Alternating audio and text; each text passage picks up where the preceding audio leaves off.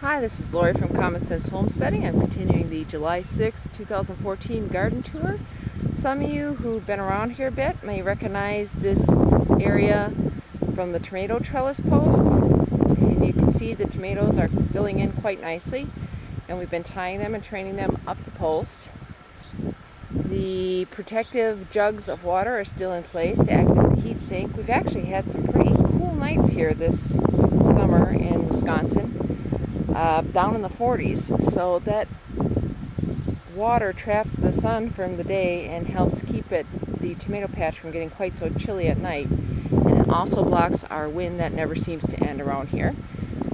Here we have, next to the tomatoes, our hot peppers along with some companion planted flowers mixed in. Here's some okra. You can see their little red stems here. Can I get a better angle at that?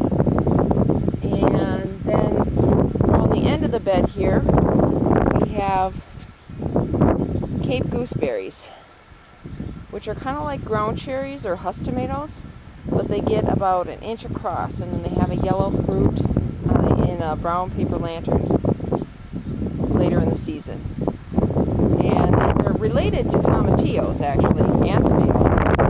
And we have the tomatillo plants right next door here. You can see these are pretty good size. They've got loaded with blossoms already, and they will be filling up with their little paper lanterns and fruit not too long after, that we will use for sauces and salsas and Mexican recipes of various types.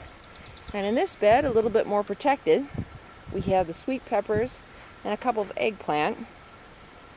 So I left here and there, you can see some plantain and some other wild plants or weeds, whatever you want to call them. I thin them out, but I don't eliminate them completely because I still use them for different things. So I let them grow here and there as companion plants, and like the little white clover will actually enrich the soil. So I just let them do their thing. And our tomatoes are, for the most part, heirloom varieties.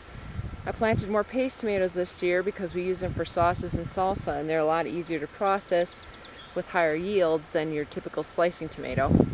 But all in all, even though the year got off to a rough start, the garden is, at least in certain parts, coming along pretty nicely. And if you'd love to learn more about gardening, you can visit us at commonsensehome.com/gardening, and we'll have the URL for you at the end of the video. Thanks!